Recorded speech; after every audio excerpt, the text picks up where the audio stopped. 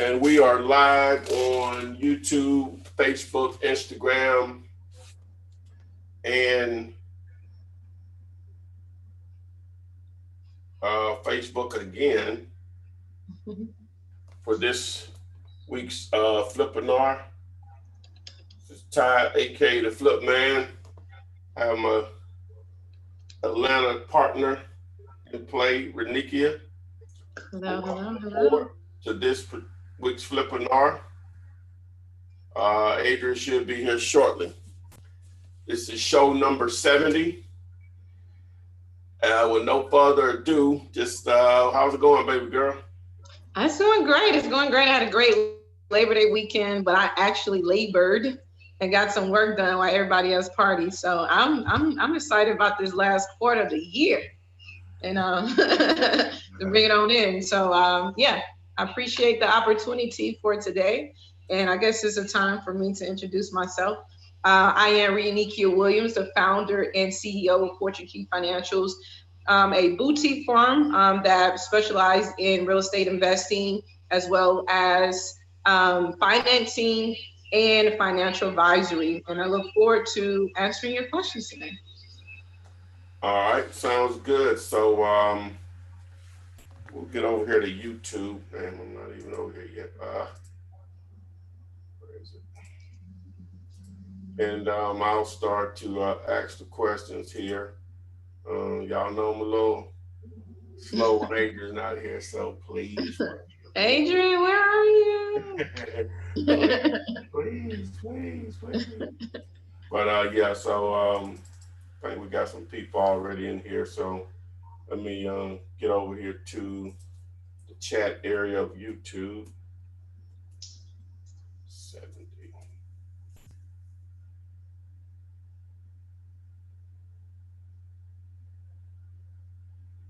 I don't even know how to spell stuff.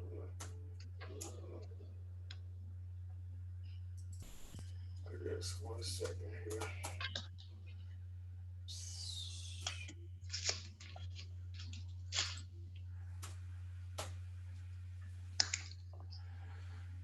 There we go. All right. So I found it.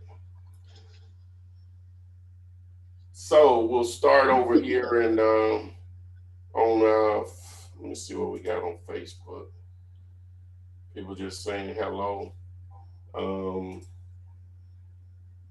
Got people from all over Dallas, Texas.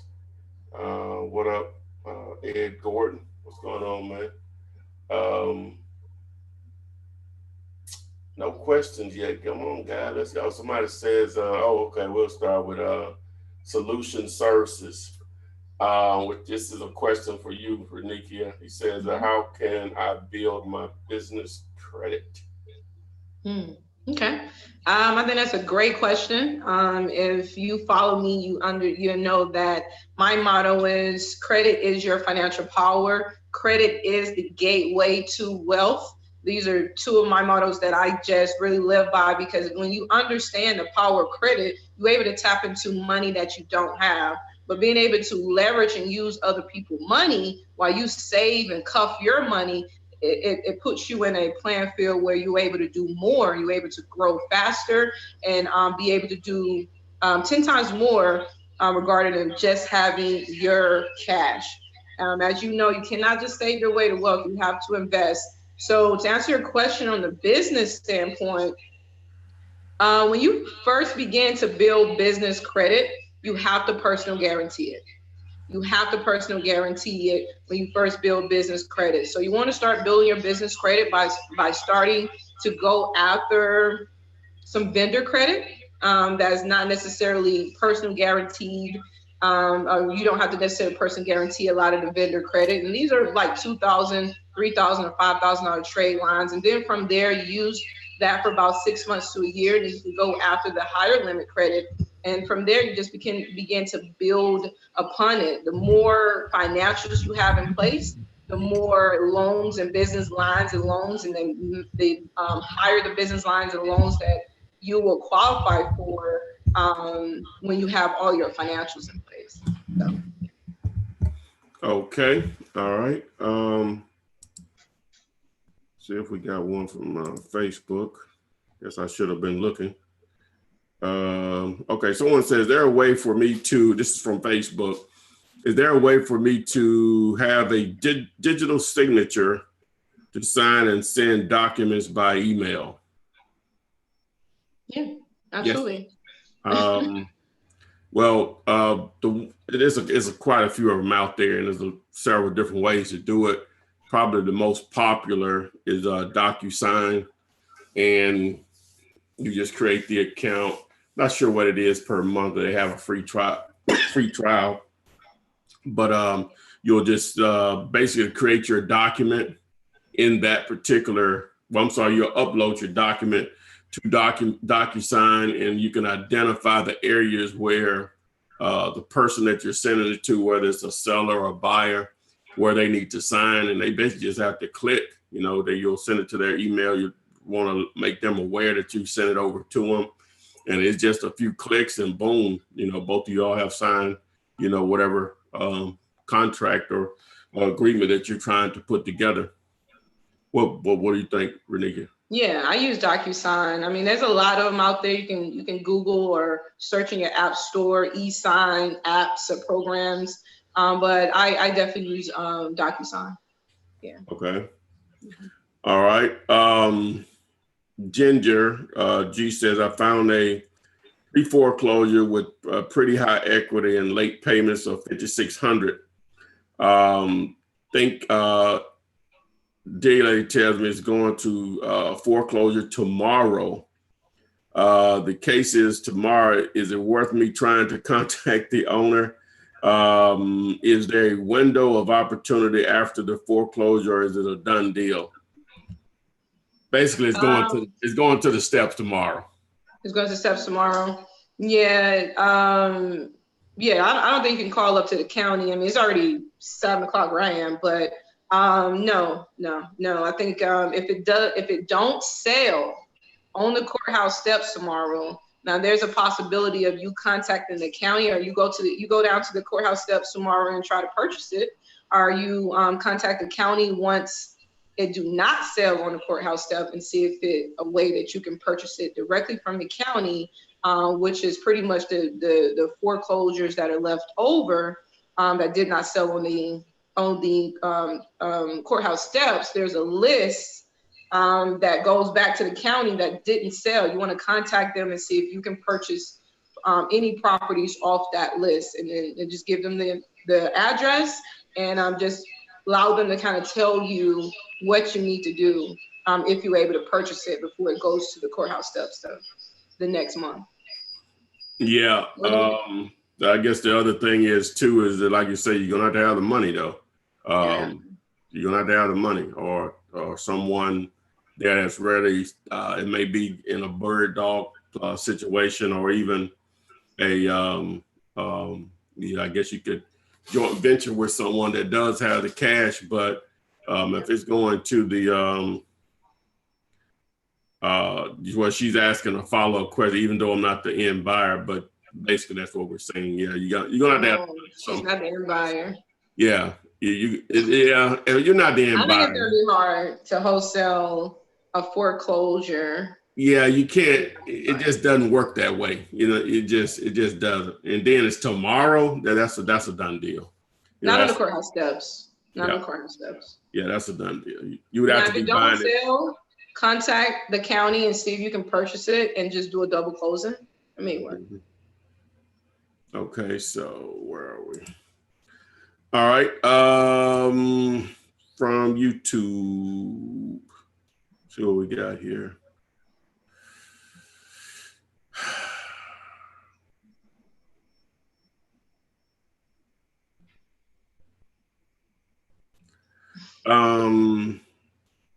All right, TJ says, do you recommend cold calling as a cost-effective way of marketing?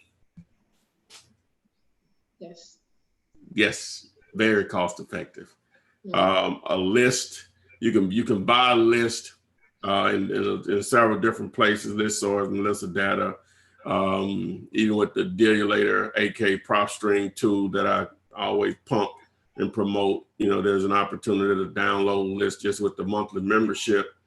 And then even in that tool, you can actually, it's the term is used to pin phone numbers. So basically you take a list uploaded and it'll pull numbers that are available. You can do it through there. You can do it through Data Finder. You can do it through Mojo Sales, which is a CRM dialer. There's some other services out there, but this is a way to pull a list now. Just understand with any of those services, the majority of the numbers are going to be right. But a lot of times they're not going to be right. So just to give you an example, you may have a list of 1,000 absentee owners that you upload to whatever service is going to pull your numbers for you. And we'll just say 400 of those come back, or maybe 700. I'm just going to use 400 just to be conservative. 200 of those may be correct out of that 400. Well, you say, wow, that's not really good. Well, yes, it is. That's 200 people that if you can get them on the phone, you'll do a deal out of that. The numbers will just work out. If you can talk to 200 sellers out of that number, it's going to be hard pressed not to do a deal out there. And then, okay, if you don't do a deal, you can work that 200 list for a while, but buy another list. We're talking about only a few $100s to even get a campaign like that. It's the fastest way to start generating leads over banner signs, over direct mail. You can literally buy a list today and start calling today. You can't do that with banner signs or direct mail in most cases. So, well, what you think? Yeah, I totally agree. It's definitely one of the number one cost-effective ways to start your marketing campaign. One of the other ones I will add to it would be it's not necessarily free, but you have to put gas in your car. It's called Driving for Dollars, and that's pretty much where you put gas in your car and you go around in different neighborhoods and you look for vacant properties. You get those vacant properties, you write the address down, you go to the tax records, pull the homeowner's real address, and you send them out a yellow letter. That's another cost-effective way for marketing. And one of my number one cost-effective ways is networking. I'm really big on networking.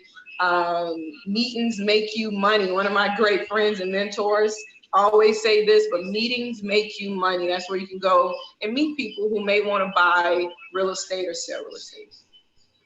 Okay. We got Kelton Wright from YouTube. He says, can you explain the inspection period clause in the purchase and sales agreement?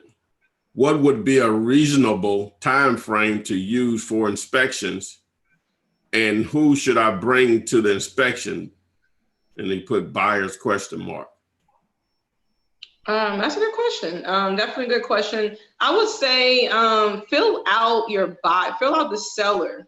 You don't want to cut yourself too short with the due diligence period. I mean, honestly, there are some homeowners that do not understand the process. They'll give you 2 weeks, 14 days, 30-day due diligence.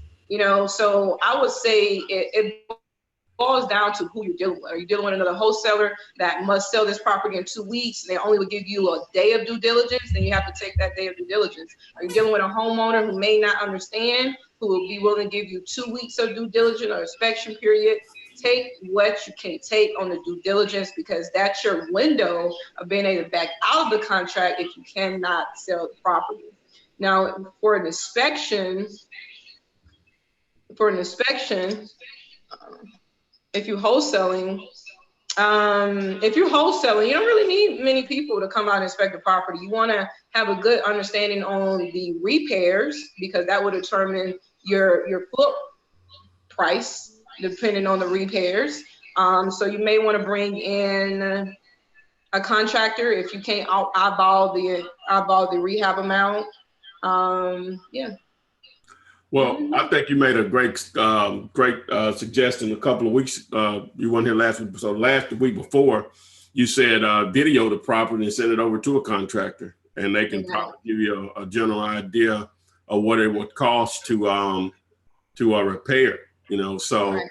And you may, some of them will be okay with that, some of them won't, but so many of them out there that you will be able to get somebody to do it. And so the great thing about it, just make great notes.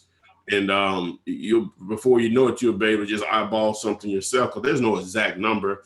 If Renika and I went out to the same house, she'll come up with one number, I'm gonna come up with another. But we just need a ballpark, to be able to know if we have an opportunity or not. And like she said, with the inspection period, just you have to fill out your sellers,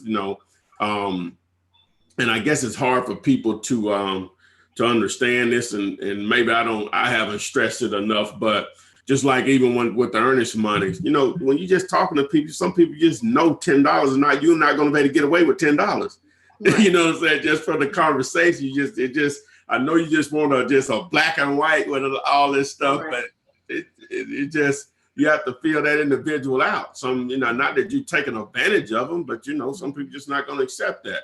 Now 100, you're just going to have your maximum number or whatever. But if it's I can't even say that because I've still done it. But, and then I know the students of mine have done it. It may be a $200,000 house that you're getting for 100 or whatever. $10 may not work on that one. You know what I'm saying? It may not, but again, you still have to just fill out the seller, because they may be cool. Because in reality, well, I'm not even gonna say that out there. But you need to put up. So you just need to put it up. So let's move on to the next. Let's see what we got over here on the face of the book. Let me see. All right, this is a very common question. I guess foreclosures are just, when people hear the word foreclosures, you just think, oh, it's a secret. You know what I'm saying? And oh, it's a great deal or whatever. But I'm gonna ask the question anyway, even though we sort of went through this a second ago, but it's just such a common question that I get through people calling me and texting and all that stuff. But Shay from Facebook, she says, hello, I'm Shay from Minnesota. Just logging on. Do you all have a video about wholesaling pre-foreclosures? Shay, we just sort of went over that with Ginger a moment ago, even though her situation was different because the actual property is going to be foreclosed on tomorrow. So it's technically still in a pre-foreclosure stage, but it's really, the time is up. But with a pre-foreclosure, and then Renika add in on this, it can be done, but it's difficult. It's if the equity is not already there based on what they owe in the back payments, then it goes to the next level to try to create the equity through a short sale. And if you're not familiar with a short sale, that's basically where the lender or the bank or whoever has the loan on the property, the mortgage with the owner of the property, they would agree to, number one, to say, hey, yeah, we'll take a discount on it to settle this debt. But it's a process that they're going to take them through. And each company is going to be a little different. So the process could easily take 30 days, but it could easily take 90 days just for them to come back and say, hey, this is our number that we'll take, even though she may owe X number, we'll take this. Now, sometimes they'll come back and the number is definitely, because you're basically making an offer whenever you put a short sale package together. I skipped over it. You have to put a package together because the seller has to let them know why they can't afford it anymore. What is it called? A hardship letter or something like that they're going to be requesting. And so it's basically saying, hey, I can't afford this. Can y'all help me? I got somebody that's going to buy it. What's the discount that you'll offer? So you'll put all that time into it. And I'm not trying to discourage you. I like to try to give the real. You put all that time into it and they come back and the number doesn't work for you, right? Okay, but assuming that the number does work for you. So now you have it on a contract, they're not going to allow you to assign it. Now you could be able to double close it by bringing in some transitional funding, but you're going to have the right type of buyer ready to go. So that's the only thing. So it can be done. It's just understanding what you're getting into. So what do you think, Renika? No, I think I would have said that 100%. I mean, it can be done. It's next level of understanding how to get it done. However, understanding that banks, like you said, banks don't, once it's in pre-foreclosure, banks have to approve the HUD. They would not approve a HUD with your assignment fee on there. Nope. So as long as you understand it, that going in that you must double close it, then that will definitely help. There's only so many ways you can buy pre-foreclosures. That's doing exactly what you said. You're going to do a short sale, or you're going to purchase it, and it's foreclosed at that point once you purchase it on the courthouse steps. So you can take over the payments, or you're going to do a short sale. And one thing I do understand about short sales, if you own MLS and you looking at, this property and it say that is in pre-foreclosure, that means that the bank have not approved the resale or the foreclosure amount is not an approved short sale. So when it's not an approved short sale, that means that the bank have not sent out their appraisers to appraise the property. So it may be online being advertised at $70,000, but once the bank approved the short sale and send their appraisers out there, it may go up to $100,000 and $110,000. So I wouldn't mess with a short sale unless it's a approved short sale by the bank, and that's where you already know your numbers. Or if you meet someone who's going through that, you can kind of be the end buyer for their short sale. Because the only thing that stopped a foreclosure when you're in the short sale process, the only thing that stops a foreclosure is when you have a willing, ready buyer and purchase contract. A purchase contract will absolutely stop a foreclosure in a short sale process. They're going to want proof of funds too. They're going to want proof of funds. Absolutely. They're going to want proof of funds. The banks sign off on everything when you're doing a short sale or dealing with those pre-foreclosure. They sign off on everything, and you definitely going to need to show proof of funds. Okay. Another question from YouTube from Gino Green. What if you can't find a title company that does a double closing? Just to start, that's going to happen. You're going to right now, Renika, I'm sure you can start just picking up the phone in Atlanta and start calling title companies, and they won't know what you're talking about. Right. That's pretty much in any market. But if you're in a large enough market, which I'm assuming you are, you'll find someone that'll do it. It's a lot of hunger. I don't know. It depends if you're on an attorney in an attorney state or a title company and attorney, like here in Alabama, a title company and or an attorney can close a deal. You're going to find somebody to close the deal. There are a lot of broke attorneys in the state of Alabama, like a lot of states. They'll close it or whatever. So you'll find someone. Your biggest thing is, I hope you're asking this question because you have a deal in place, not trying to go out there and prospect, because whenever you call like that, you don't ever know who you're getting on the phone. They may have done tons of double closings, but you get somebody on the phone, they just don't know what you're talking about or whatever, even though you just don't know who you're dealing with or whatever. So what do you think in that situation? He says if you can't find someone that does a double closing. I don't believe in Cain. I don't believe in no's. I believe in, not right now or not you, but there's somebody's going to get it done. So I would just say continue to bang out the phones. Find, you got title companies and you got closing real estate attorneys. Find someone who understands it. In the meanwhile, you can always do transactional funding and close it, do a double closing. That's something that they definitely will understand, because you're going to bring your money to the table to close it, and you're going to flip it out in the same instance. So worst case scenario, just do a double closing and seek transactional funding. Yeah, they'll understand that. You know what I'm saying? I already have a buyer. Even if they're not cool with you doing it in the same day, most transactional funders will at least let you do it over a 24 to 72 hour period, as long as they're comfortable knowing that buyer is ready to go or whatever. So, all right. So this is a good question, I think. Let me make sure I'm reading it. All right. So I don't even know how to say the name, but we'll roll with it. From YouTube. When I advertise a property for sale, how do I keep fake buyers from coming, tire kickers and other wholesalers wasting my time, shaking my head? Well, you really can't. No way around it. You just don't have that. You know what I'm saying? If you're marketing a property, you're going to have people call and say, do y'all rent properties? You're going to have all kind of stuff, you know what I'm saying? Or do y'all do rent to own? So you're going to get all types of calls, but it's, in my opinion, just it's easy to identify who's real, who's not. A real buyer, hey, when I ask them how fast can they close, the answer should always be the same. As soon as you can get a clear title.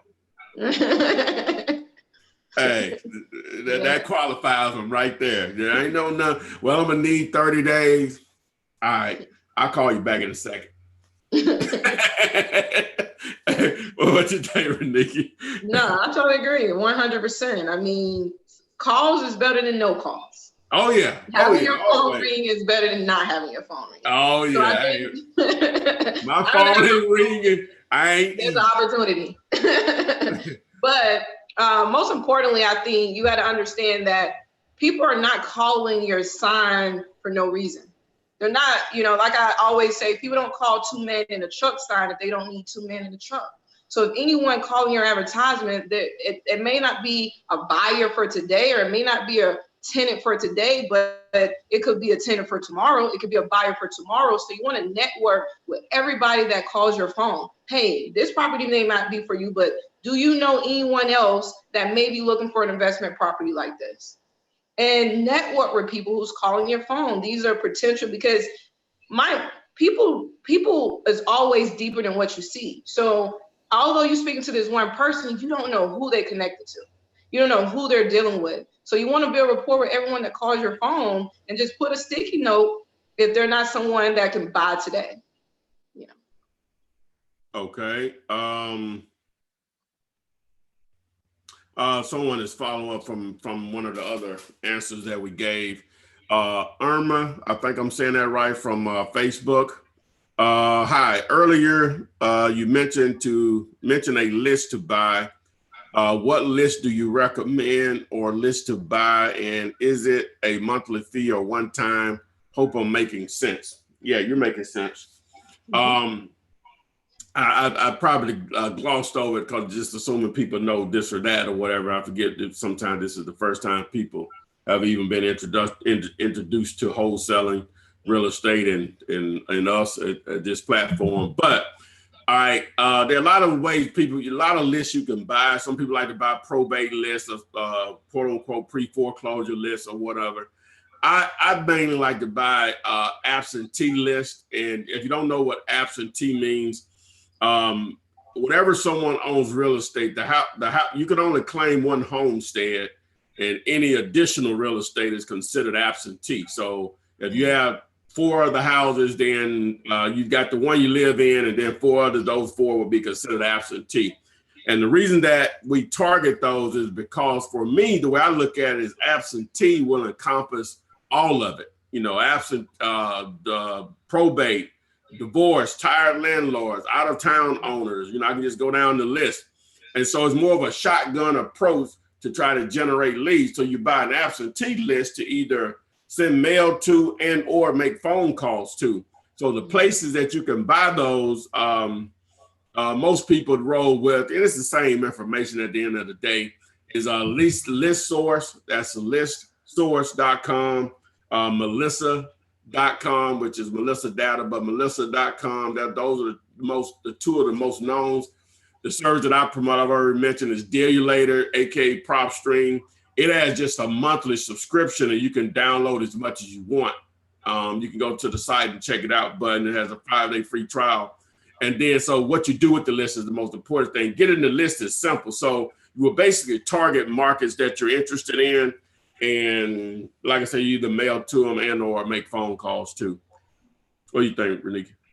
I would say that 100%. Absentee lists is definitely one of those number one lists. If you're going to pull lists, that's probably one of the best lists to pull, because it just basically say, hey, I'm contacting someone who do not live in their home. So if you do not live in your home, that means there's either a tenant in your home or it's vacant and it's costing you money. So that's definitely a great list to start with. All right. This is from OffRoader, one of our regulars. He says, I have a property, but it's not under contract yet. The seller lives very far away, but the property is close. My buyer is very interested in it. Should I show it before I have it under contract? Reniki? Contract it. Contract it. Contract it. Okay. If you don't contract it before you show it, I would probably take pictures, do a video, send it to them without maybe half of the address or something of that nature. I mean, it all depends on the sharks that's in your backyard. I mean, I know here in Atlanta, you never want to do that because people will go behind your back any given second and contact the homeowner. If you don't have that property under contract, then you're gonna get cut out your deal, like easily, because we teach skip tracing. So you got to understand that we teaching you how to skip trace. That means that if you come to me, you don't have your paperwork in place, and I skip trace your owner and contact them directly, I can cut you out of the deal. So I would definitely say put your paperwork in place. Paper up. Paper up. All right. There's a chance of you getting kicked, getting left out your deal. All right. Facebook, Mark Jackson. Does foundation issues make it harder to sell houses? First and foremost.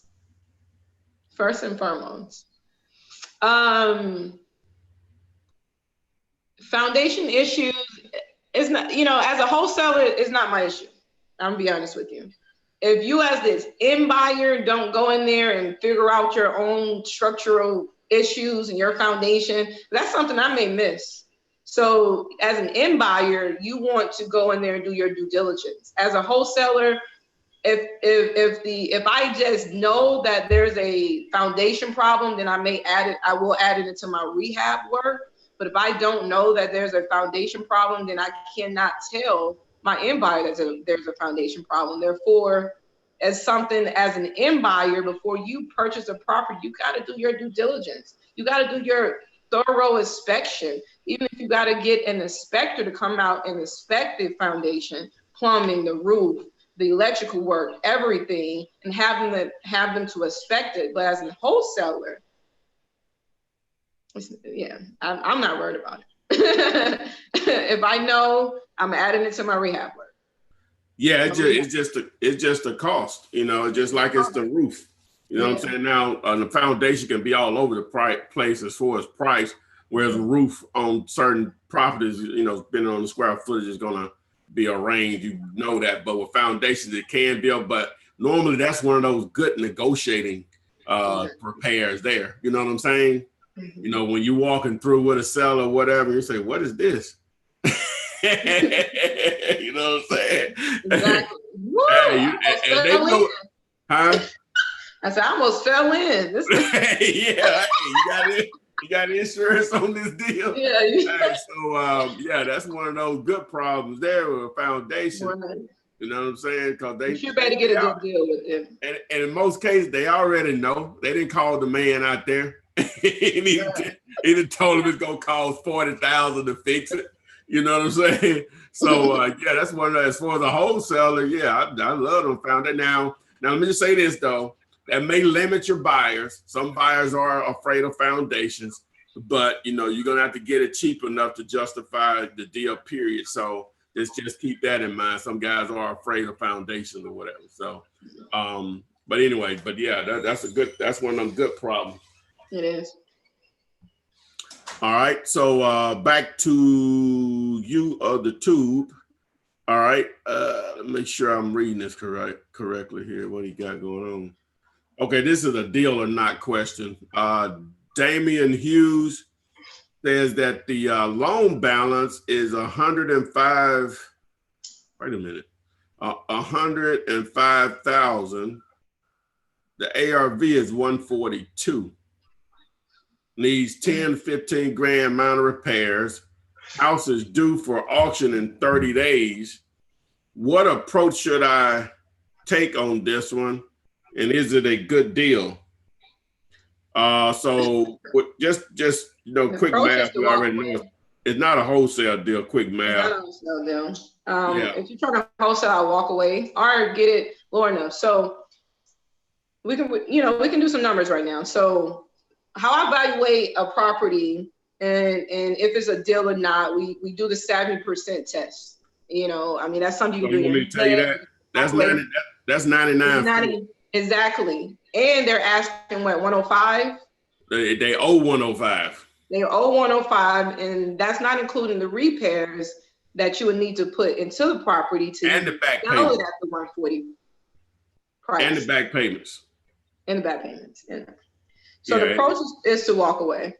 Yeah. It's not, the numbers doesn't make sense. Yeah. It doesn't even come close. See, that wouldn't even, it'll be probably, I don't know the condition. We say 10 to 15 in repairs. That could be cosmetic, depending on the square footage.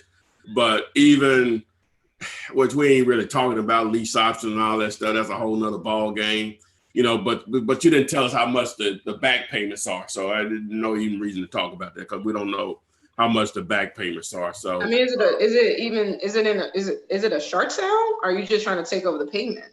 I guess he was just trying to figure out, was it a wholesale deal, period, which that's obvious is not that or whatever. So he didn't include enough info on that part of it.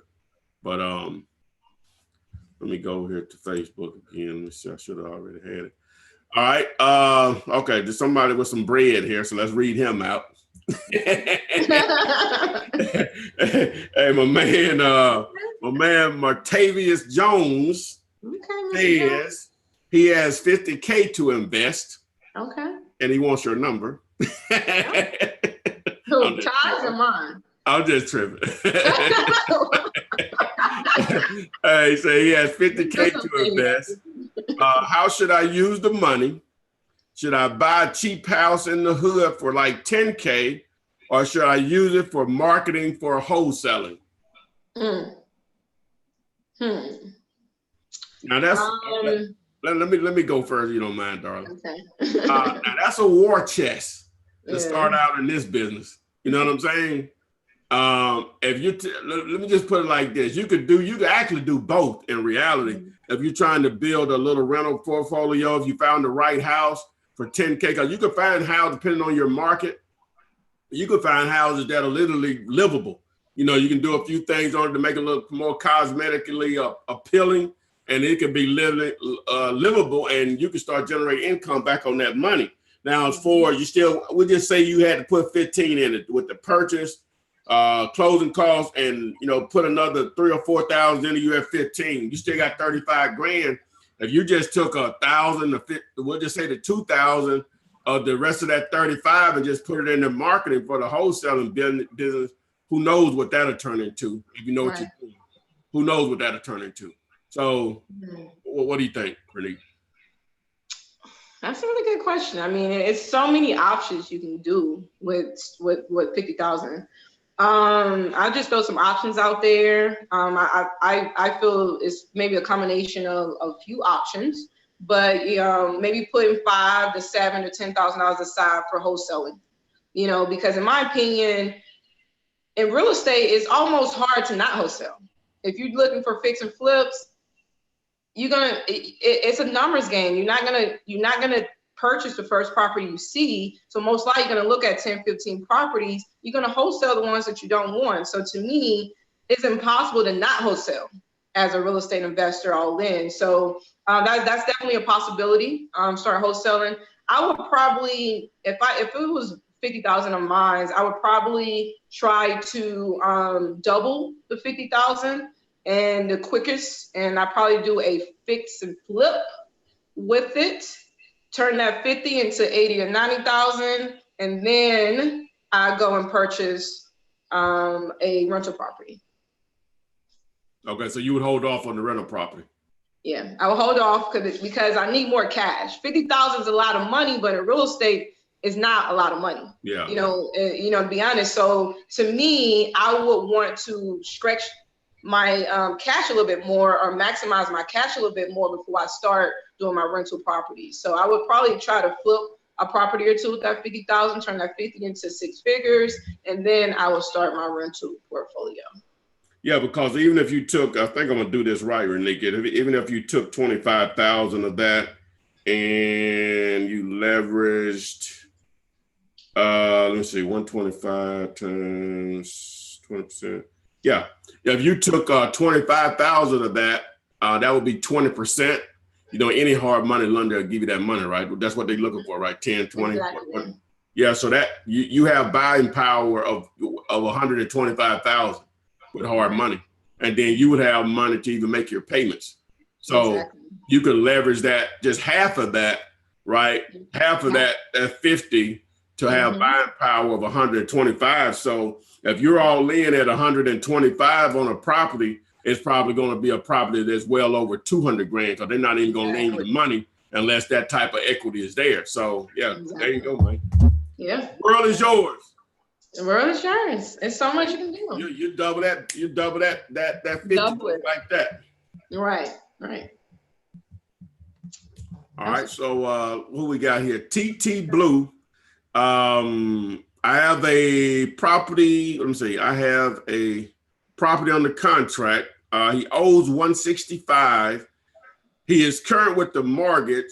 He wants to walk away with 10,000. The ARV is 245. It's a 2-1.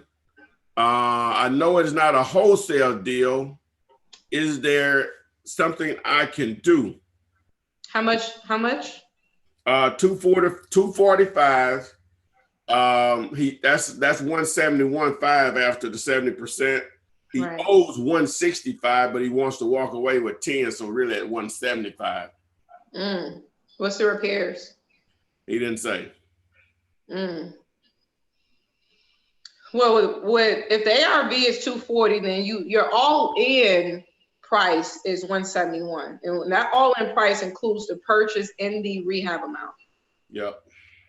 So the numbers so are the numbers. You have to renegotiate the numbers to make that work. Yeah, the numbers are the numbers. So, and like I say, you hadn't gotten paid yet. We don't know what the repairs are. The numbers just don't work. You're probably about 30 grand off. Well, I can't even say that because I don't know what the repairs are. So, All right. What we got here? Let's see.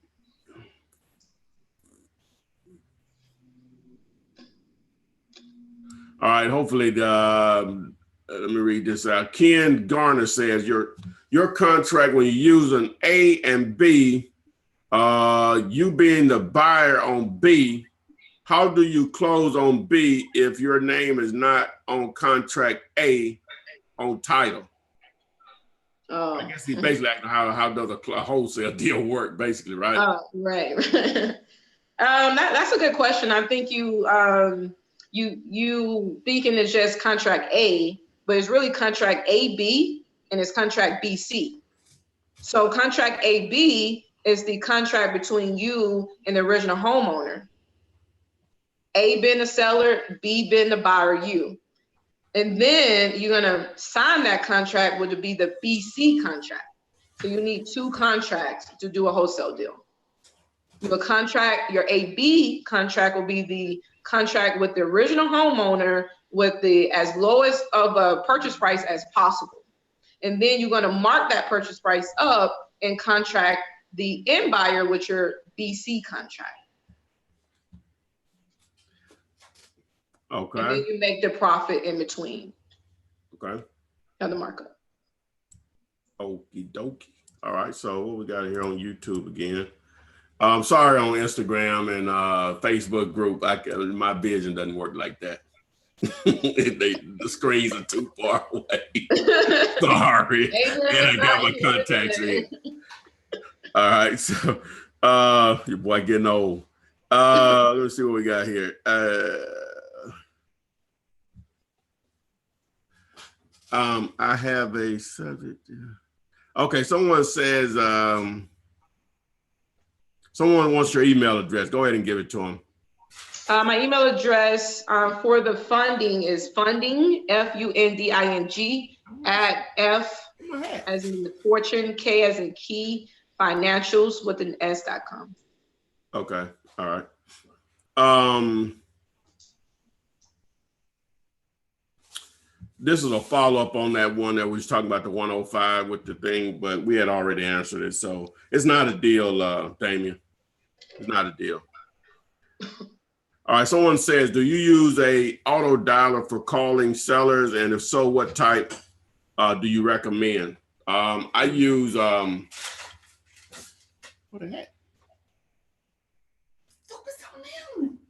What is going on? I use Mojo Sales to for my auto dialer, if that's what you're talking about, the CRM. What is it? No, it doesn't. Anyway, Adrian's here, and I'm Lord. she left what she supposed to be coming with while you was late. But anyway, so what we got here? You want to take this over? You doing good. No, I'm not. Let me see here. What's the other thing? All right. Jonathan from Facebook says, once you have the seller under contract, does the buyer have to put some earnest money down for the assignment of contract? Once you have the seller in the contract. Earnest money is due per contract. Yeah, he's asking, will the buyer have to put up earnest money, basically? Yes. Yes, you definitely want your buyer to put up earnest money. Yes, okay. There's earnest money due on every contract, and the buyer is the one that puts up the earnest money. So if you're wholesaling it, what you want to do is already have your end buyer in place and have your end buyer put up the earnest money for both your contract and your AB contract. You like that? What did it say? I didn't see it. Oh, okay.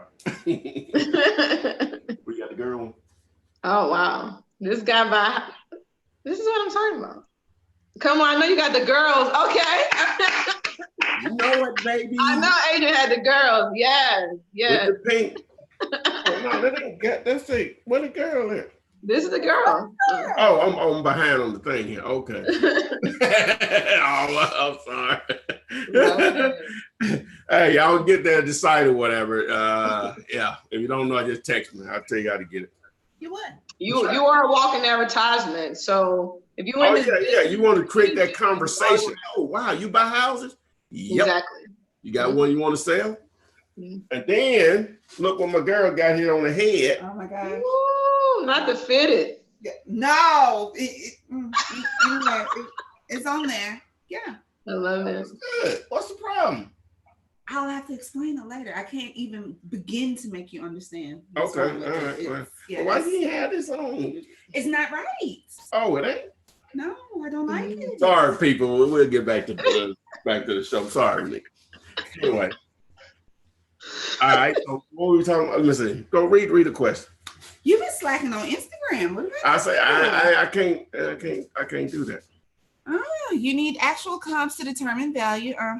And then the next person said, I have a house under contract worth $270. Online sites like Zillow only value it at $217, but they have the wrong value. How you know? And the wrong specs. What should I do? Everyone knows that Zillow is not accurate. It's accurate to a certain extent.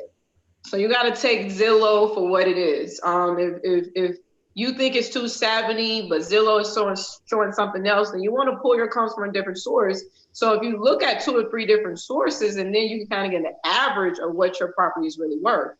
I won't say Zillow is always off, because I know that MLS seeks with Zillow. So, but we all know that the Zestimates are not 100% accurate. So you don't have to go by what you see in Zillow. But pulling multiple sources to kind of come up with an average would probably be helpful. Somebody wants to know, could you explain what a subject to deal is? Subject to existing financing is what that's short for. Subject to existing financing. Basically, someone has agreed with the proper paperwork to deed you over the property, but the financing will remain in their name. Now, the only caveat to that is that I don't think any of them don't do this now, but all mortgage companies, wherever you sign those documents, they have what they call a due on sale clause. And they have the right to call that loan due at any point, that especially if the title changes hands. Normally they don't care because all they want is their money. They're not in the business of selling real estate. They sell it out of consequence because they have to take properties back. But that's what it simply means, subject to existing finance. So it's a creative way of actually getting ownership of real estate. Now, in commercial real estate, you'll see that a little bit more prevalent. It'll happen quite a bit more or whatever. So, Sharice, you can get that purchase and sale agreement by emailing ty@flipman.net or simply texting contract to 313131. Wolf. Oh, Burt Reynolds is the man. What? Burt Reynolds is dead? Oh my God. Who? Burt Reynolds. I don't know who that is. Oh my God. Wow. What? Wait a minute. Wait a minute. You ever seen smoking in the band before? Who? No, that's not. Who you saying? Yeah. All right. Bernie Sanders. Okay. The next question is going to be Keisha B wants to know, should I try commercial wholesaling first or residential? What was the question? Should she dive into the commercial world first, commercial wholesaling first? Nothing prevents you from doing both. I try my hand at both every day. So nothing prevents you from doing both, and maybe you're one of those people that you can only do one thing at a time. So just understand with commercial, the paydays will dwarf houses, but it's a lot harder. I don't even know how else to put it. Now, multifamily, self-storage, some of that stuff may be a little bit more easier depending on the size of the deal or whatever. But at the end of the day, on average, you can literally, you can close any real estate deal in a week, but it's more common to close a wholesale deal in a week or two with houses than it is with commercial. So just understand it is harder. Less competition, but it's harder. You're welcome, Keisha B. And hey, Charles. Let's see here. Jason Troncaso wants to know, when talking on the phone with the seller in the beginning, would it be okay to tell them that you're an investor and what you can do for them, like the difference from what a realtor and investors provide for them? Less is more. Less is more. I think what the seller really wants, they're not really looking for someone to compete with their realtor. They're just looking for a buyer. I think to get the seller attention is come with a contract, a fast closing, cash. That gets their attention, regardless of who they're dealing with and what you say you can do or cannot do or can do. It's all about the money. It's all about, can you buy my property?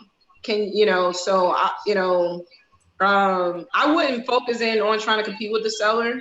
The agent. I wouldn't even bring the agent up. I'll just focus on building a rapport with the seller directly and seeing if I can purchase their property by telling them that maybe I can purchase their property fast, cash, quick, and that to me get the seller attention. As is. Mm-hmm. Okay. Then I'll pay for your closing costs. Yep. Any type of incentives that make them want to do business with you. Okay, Jordan Boss wants to know about air rights. Do you know anything about buying or wholesaling air rights? I don't know what you're talking about. What you know? Somewhat. I never bought and sold air rights, but I have sold a apartment complex that was down by the airport. And when we began to discuss renovating the property and going up, we had to consider the air rights because the homeowner that owned the apartment complex didn't have rights to the air because the airport owned it. So I think that's just. Wait a minute. The airport owns the air. The airport owns the air. They on the air. A lot of airports on the air. A lot of high rises on the air that they're in. I mean, people, yeah. Air Boy, right. you can buy anything. Hey, educators, Jordan. He said next level, Ty. All right, next level. I'm all. I mean, I wouldn't try to go and buy and sell air because you got to find buyers. I mean, the pool of selling, who you selling air to? We charging for air now? I mean, airports own the air rights because they have to.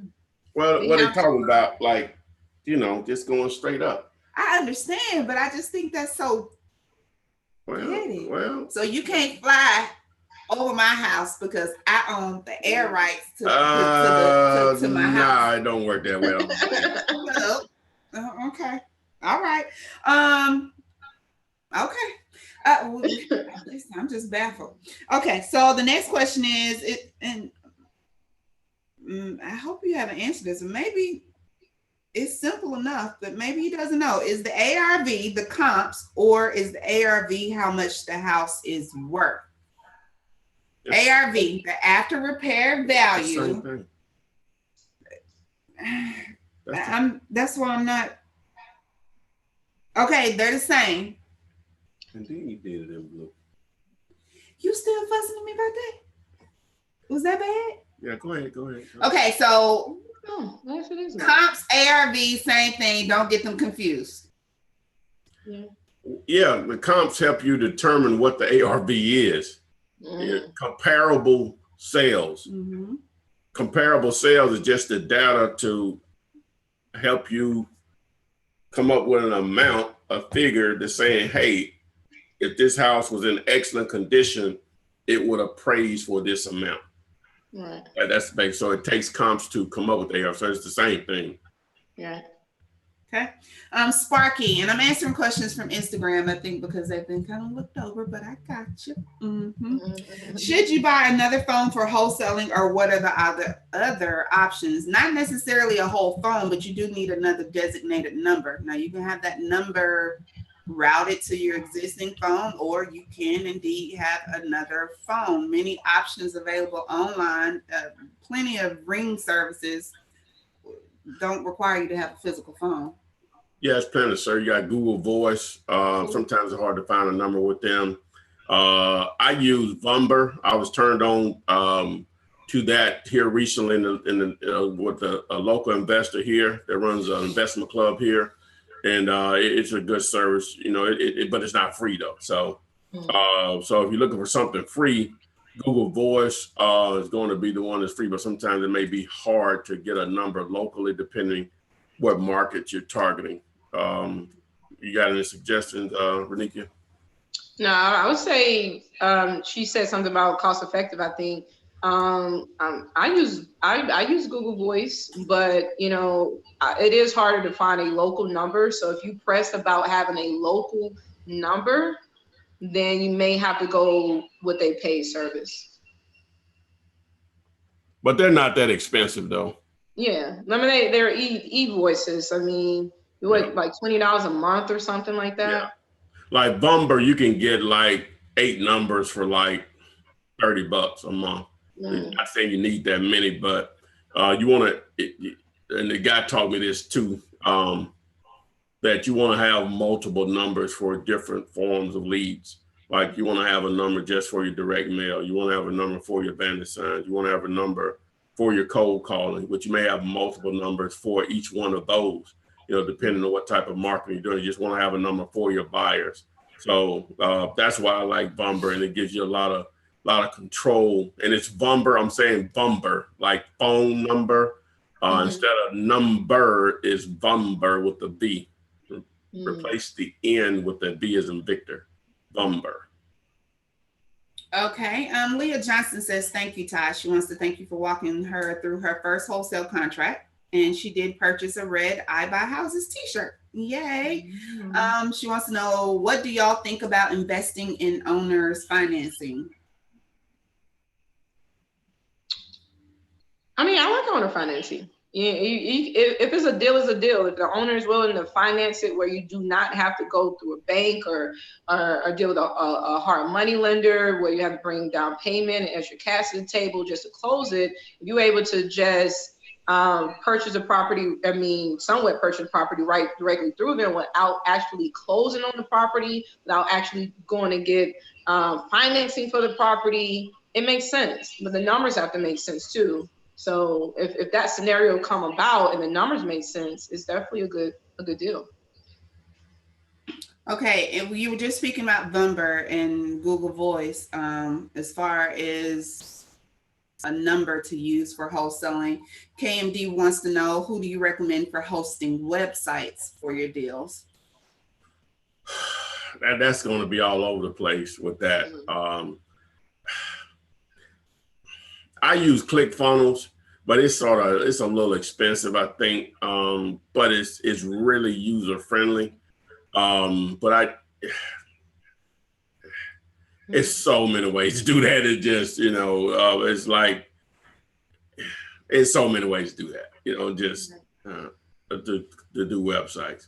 And then because you got free services out there, but a lot of times they're going to look free or whatever. So, just keep in mind that the majority of people that log on, they're using their mobile device, their smartphone.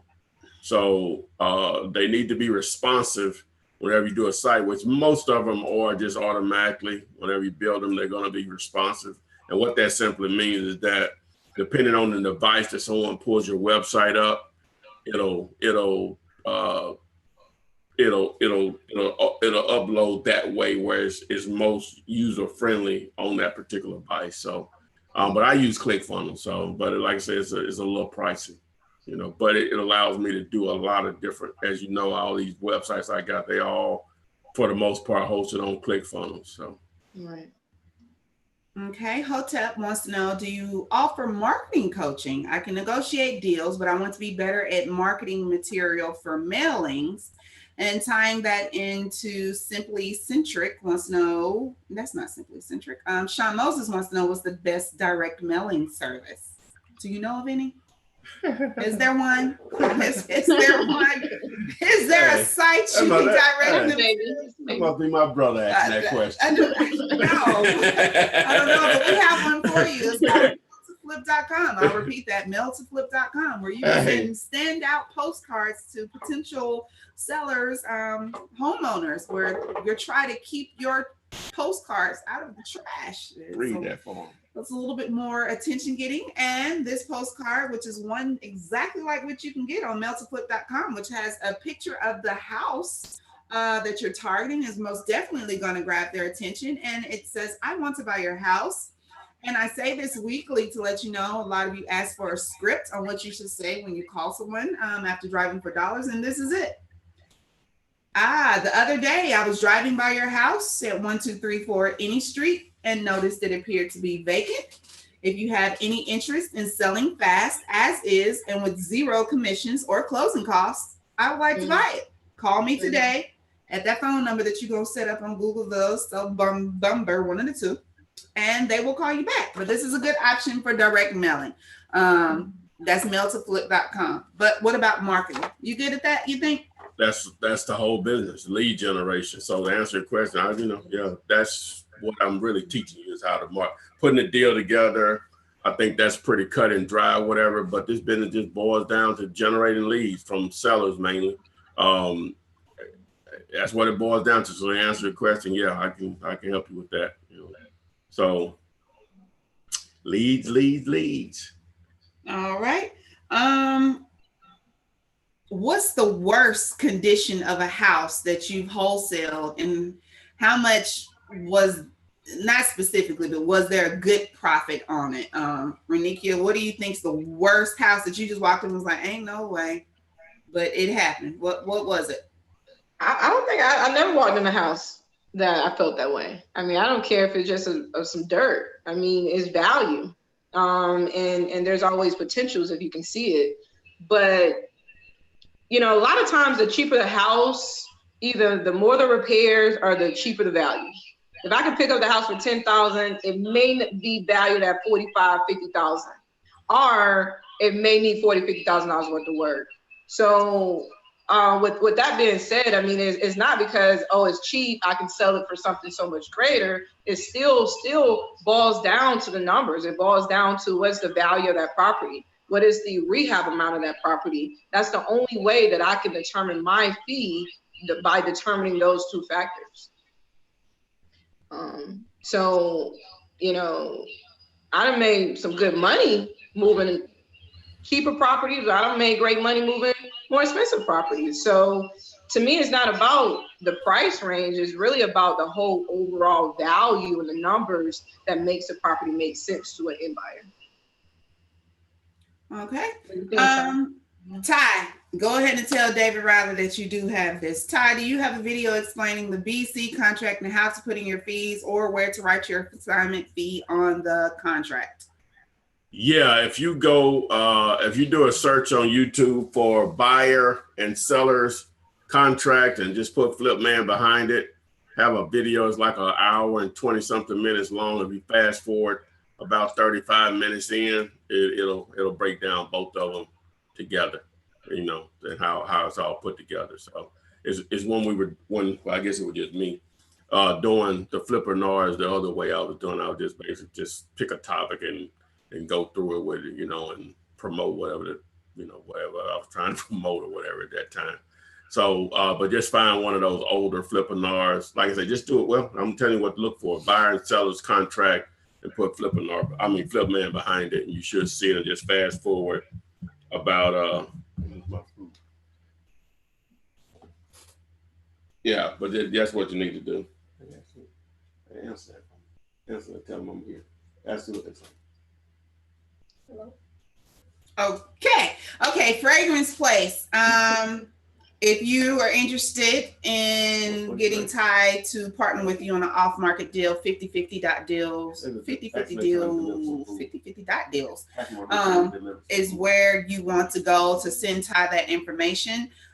So he will have the requirements on how to see if it was a deal or not. I don't know what they got going on, but anyway, just walk off and just leave.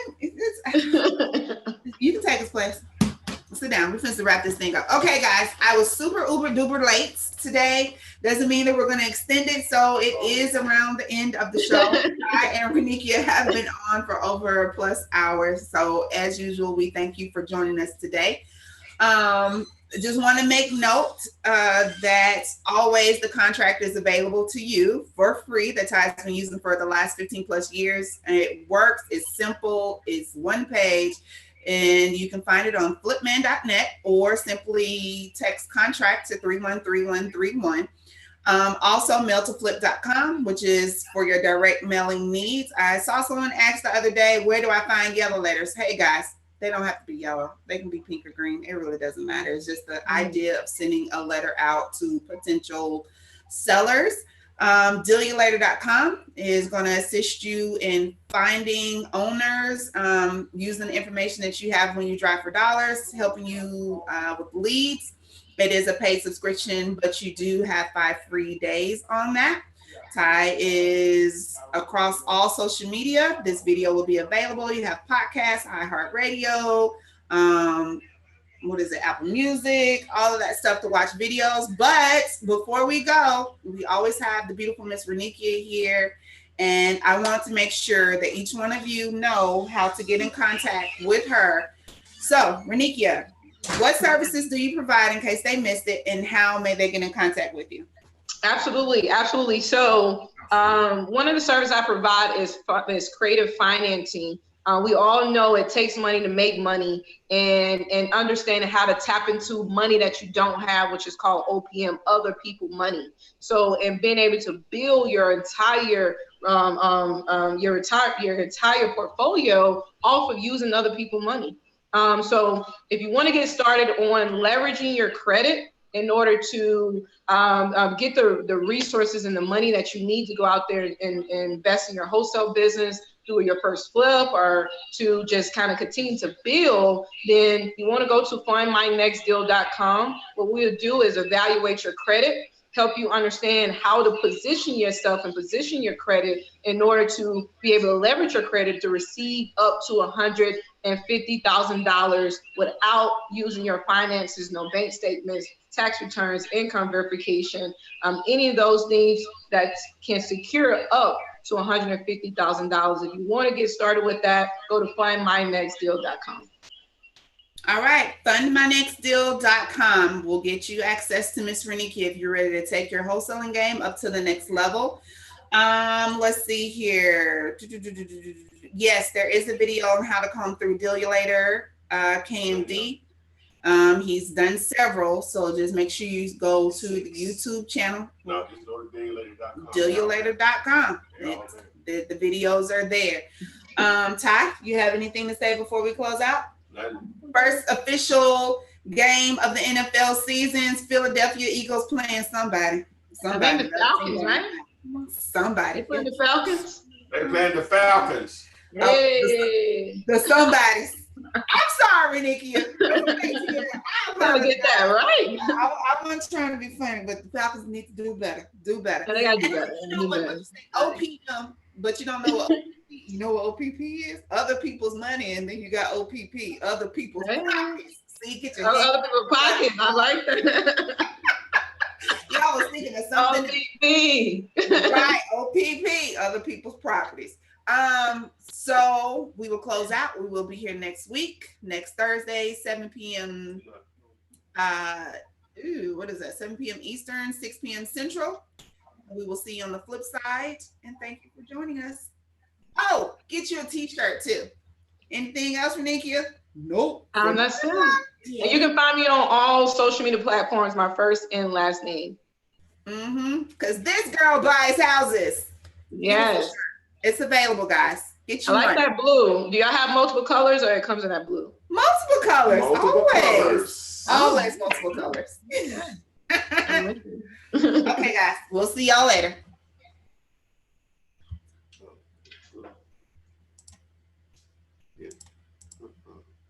Blue. Hit the screen.